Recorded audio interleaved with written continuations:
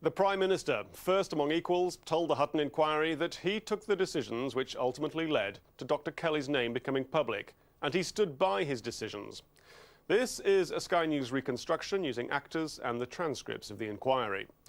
Tony Blair had prepared for a tough day. He received detailed questioning, but not the repetition and interruptions endured by previous witnesses, nor was he asked for his name as proceedings began. I don't think we need an introduction. May I start with the dossiers?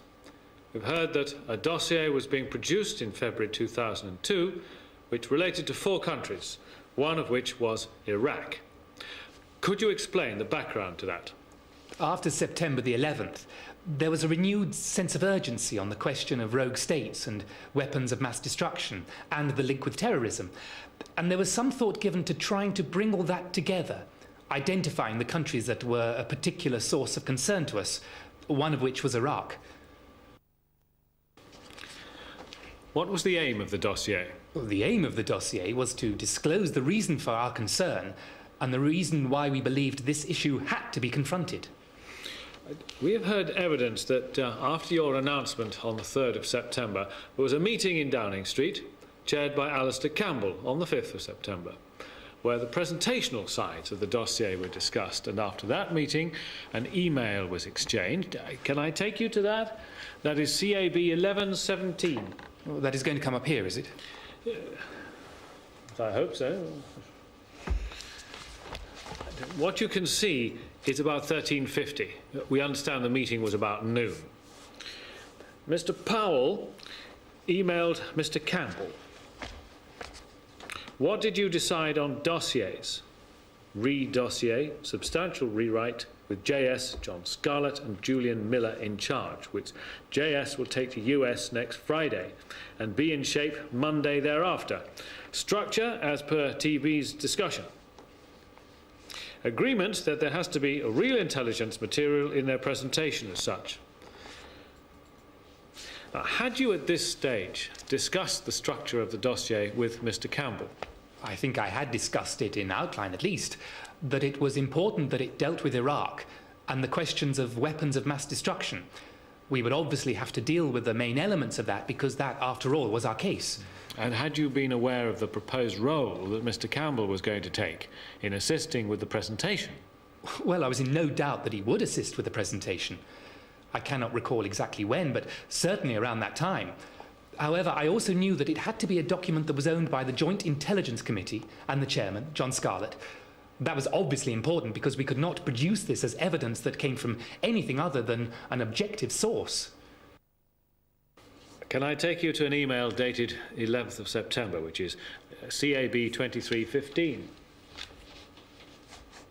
This was an email that Mr. Scarlett produced. What this says is, we have now received comments back from number 10 on the first draft of the dossier. Unsurprisingly, they have further questions in areas they would like expanded, and the main comments are set out.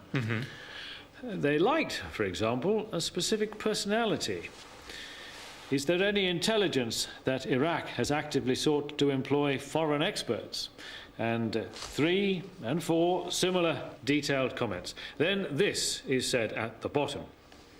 I appreciate everyone, us included, has been around at least some of these boys before, particularly item 4. But number 10, through the chairman, want the document to be as strong as possible within the bounds of available intelligence. This is therefore a last call for any items of intelligence that agencies think can and should be included. Were you aware that this process was going on? Yes, of course. And it was important that it made the best case that we could make, subject obviously to it being owned by the Joint Intelligence Committee, and that the items of intelligence should be those that the agencies thought could and should be included. So if you like, it was a process in which they were in charge of this, correctly, because it was so important to make sure that no one could question the intelligence that was in it as coming from the genuine intelligence agencies. But obviously, I had to present this to Parliament. I was going to make a statement. Parliament was going to be recalled. We were concerned to make sure that we could produce, within the bounds of what was right and proper, the best case. So you would agree, Prime Minister, that the wording that number 10, through the chairman, want the document to be as strong as possible within the bounds of available intelligence is a fair way of putting your view and the view of your staff in number 10? Provided that is clearly understood as meaning that it is only if the intelligence agencies thought both that the actual intelligence should be included and that there was not improper weight being given to any aspect of that intelligence. In other words, given that the process was that they had to decide what it was we could properly say, then obviously we had to make this case because this was the case that we believed in and this was the evidence that we had. Because all of this stuff was obviously stuff that had come across my desk. And that is conveyed by the words, as strong as possible within the bounds of available intelligence. Yes. And also the last sentence I draw attention to. I did not see this email at the time, but you know any items... Quite. The last sentence. This is therefore a last call for any items of intelligence that agencies think can and should be included. Yes, exactly. During the drafting process, it was pointed out the dossier did not demonstrate that Iraq was an immediate threat. The final version spoke only of a current threat. The Prime Minister was then invited to use the hearing to point out that he hadn't claimed Saddam was an immediate threat. Was Parliament, in fact, recalled to look at the dossier? Yes. We recalled Parliament on the 24th of September. Is there anything from your statement to Parliament that you wanted to emphasise? I think the only thing, as I do in my witness statement to you, is just to emphasise the fact that I make it clear what I perceive the threat to be. I said, if I could read this very briefly, why now, people ask. I agree, I cannot say that this month or next, even this year or next, that he will use his weapons.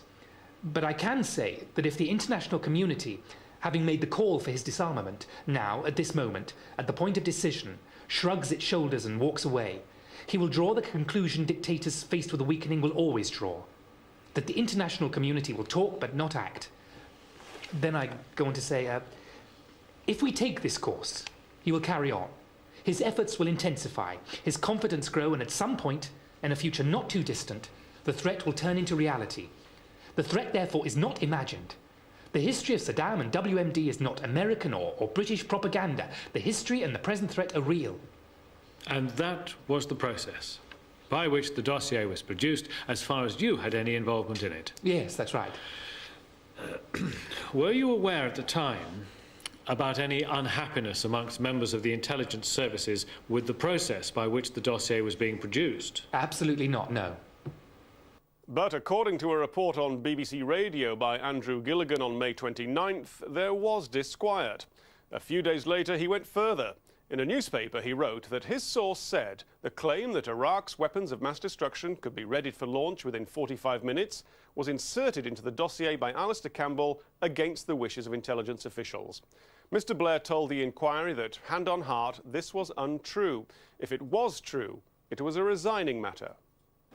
Well, yes. What that then did was, you already have this extraordinarily serious allegation which, if it were true, would mean we had behaved in the most disgraceful way and I would have to resign as Prime Minister. Then what you had was a very specific allegation, and putting Alistair Campbell into this. Now, if I can say this with all sort of due deference to the media and everyone, I mean, the insertion of Alistair's name was, once you then put that into the pot along with everything else, you have something that is no longer a small item. There is the person who was a BBC correspondent saying specifically that his source for this someone in charge of drawing up the dossier had named Alistair Campbell as the person who put it in. Well, a combination of those things, both the original report and then the Sunday newspaper follow-up, well, to be frank, ever since then, that has been the issue. I mean, we're 3 months on, and it is still the issue. You considered, I think we have heard from Mr. Campbell, putting this to the Intelligence and Security Committee in a way of dealing with the issue. Is that right? Well, what happened then was we were then in a complete and full storm. I mean, I do not make any criticism at all of the opposition parties, everybody, but by the time we got to Monday in the Parliament, it was more or less a given that this is what had happened, that Alistair Campbell had actually produced the intelligence, not the Joint Intelligence Committee. Well, unsurprisingly, that was a pretty big issue. There was a raging storm going on, and it was clear, because there were a lot of calls for inquiries, there was going to have to be some sort of inquiry into it. I thought that the Intelligence and Security Committee were the right people to deal with this. I thought they were the best people to deal with it. I thought they would deal with it in a sensible way. And I also thought this is within a fairly narrow compass of fact. We either did this thing or we did not do this thing. So if they were able to look at it and make a decision, then that would be the best way of dealing with it. The matter eventually went to the Foreign Affairs Committee. It was close to making its report on the affair when the Prime Minister learned an official had come forward saying he might be the man Andrew Gilligan considered his source. Mr. Blair agrees. He supported the idea that Dr. Kelly would have to give evidence. If not, he, Tony Blair, would be open to charges of a cover-up. He told the inquiry that he wanted the Ministry of Defence to be in charge of the process of dealing with Dr. Kelly, but he called several Downing Street meetings. Lord Hutton wanted to know why. Prime Minister, I've asked other witnesses why these very senior officials were all concerned with this matter. There was a discussion, and Mr. Powell discussed with Sir David Manning, Sir David Oman, and Mr. John Scarlett. Why were so many senior officials concerned with this? I think it was really that this was... this whole issue was still the dominant issue. You had the Foreign Affairs Select Committee report on the Monday into really the nature of the allegation. Then suddenly at the last minute comes forward somebody who might be the source. And I think there was a real concern on the part of everyone. We were in a quandary, frankly, right from the very beginning. The Foreign Affairs Select Committee is about to report on the Monday. The report is going to deal precisely with the Andrew Gilligan allegations, and here is somebody who suddenly emerges as the person who may be the source of those allegations. Yes? I think the reason why people were involved at a senior level in the civil service were, first of all, that it was very important. Secondly, certainly as the matter developed, I was very, very keen, indeed insistent, that we did have the senior people involved, because I anticipated right from the very beginning that there were going to be a lot of questions asked afterwards about, when did you know? Why did you not tell the chairman of the Foreign Affairs Committee? How could you let them make their report on Monday when you were in possession of information plainly relevant to their report? That was, I think, the explanation as to why people at a senior level were involved. Again, I think, having heard a considerable amount of evidence, the reason may be obvious, but why was this a quandary? What was the quandary which you were concerned had arisen? The quandary really was this. We had never really wanted the Foreign Affairs Committee to look into this. We thought the ISC should do it, but they had, and that is their right to do so, and they had conducted their investigation. Suddenly, as I say, at the last minute, forward comes somebody who may be the source of the allegation that was at the centre of the FAC report. What did you do? Did you inform the chairman of the Foreign Affairs Committee immediately, which is one possibility, and which I have no doubt afterwards people would have said to us we should have done? Did you try and get greater clarity of whether this was indeed the source or not? So how did you handle this? The reason why I thought it was very, very important to involve the senior officials is that the whole allegation around the Foreign Affairs Committee report and all the rest of it was about the propriety of the government. Here is an issue that also seems to reflect on propriety, and I am in receipt of that information. So I thought it was essential, not in a sense to pass the responsibility to them. I mean, in the end, I have full responsibility for the decisions that are taken.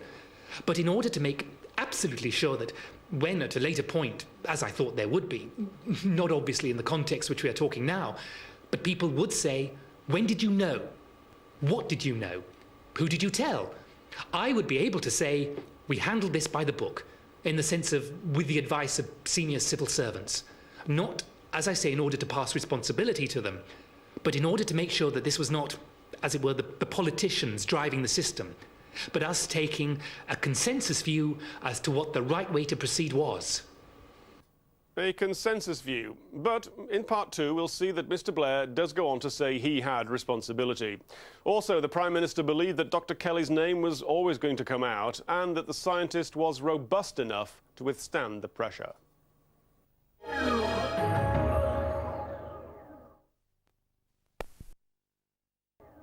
We've heard from Tony Blair that he felt the accusations surrounding the Iraq dossier were so serious he would have resigned if they were true.